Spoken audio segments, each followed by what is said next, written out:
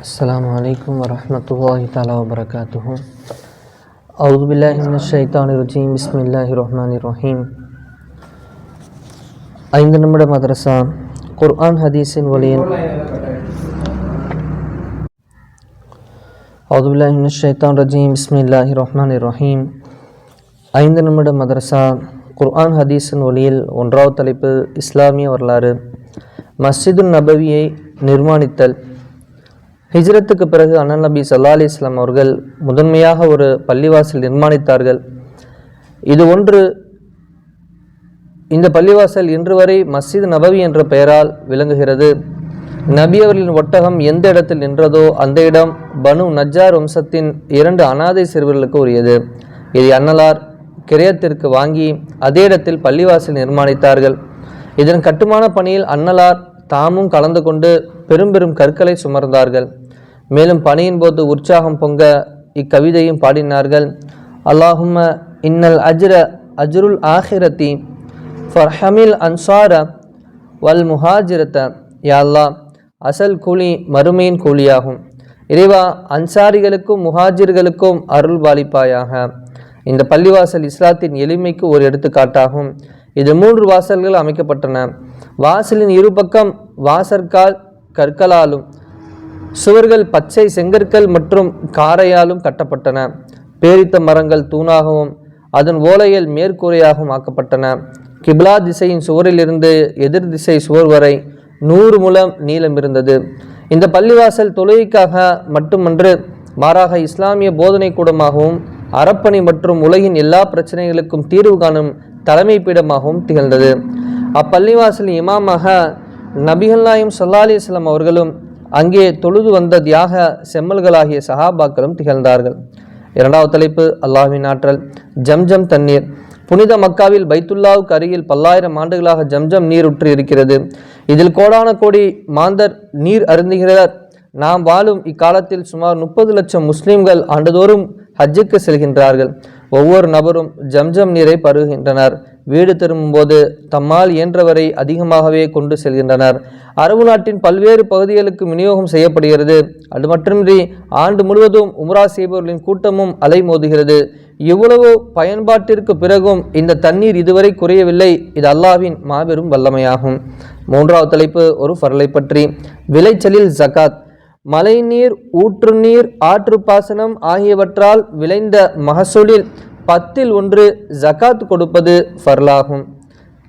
மழைநீர், ஊற்று நீர், ஆற்று பாசனம் ஆகியவற்றால் விளைந்த மகசூலில் 10ல் 1 பகுதி ஜகாத் கொடுக்க வேண்டும்.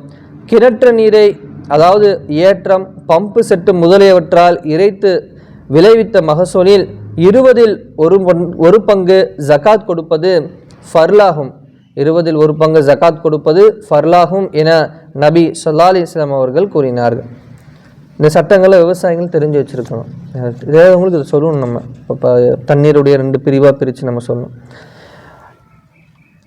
இந்த ஹதீஸ் இப்னு உமர் ரலியல்லாஹு அவர்கள் அறிவித்ததாக புகாரி ஷெரீஃபில் பதிவு செய்யப்படுகிறது. இந்த விளைச்சல் ஜகாத் என்ற ஹதீஸ் புகாரி ஷெரீஃபில் வருகிறது. 4வது தலைப்பு ஒரு சுன்னத்தை பற்றி. நோன்பு பெருநாளைக்கு இனிப்பி சாப்பிடுதல். நபி ஸல்லல்லாஹு அலைஹி வஸல்லம் அவர்கள் ஈதுல் ஃபித்ருடைய தினத்தன்று தொழுமிடத்திற்கு ஈதுகா செல்வதற்கு முன்பே பெருத்தம்பழம் சிலவற்றை சாப்பிடுவார்கள். அவை ஒற்றைப்படையாக இருந்தன. 5வது தலைப்பு ஒரு முக்கிய அமலின் சிறப்பு. முஸ்லிம்களுக்கு ஆடை அணிவித்தல். ஒரு முஸ்லிமுக்கு ஆடை அணிவித்து அதன் ஒரு நூலாவது அவரின் உடலில் இருக்கும் காலம் வரை அணிவித்தவர் அல்லாஹ்வின் பாதுகாப்பில் இருப்பார் என நபி ஸல்லல்லாஹு அலைஹி வஸல்லம் அவர்கள் கூறினார்கள். 6வது தலைப்பு ஒரு பாவத்தை பற்றி. வட்டியின் தீங்கு. வட்டிக்கு 70 வகை பாவங்கள் உள்ளன. அவற்றில் மிக தாழ்ந்த வகையான பாவம் தன் தாயுடன் உபச்சாரம் செய்யும் பாவத்தை போன்றாகும் என நபி ஸல்லல்லாஹு அலைஹி வஸல்லம் அவர்கள் கூறினார்கள்.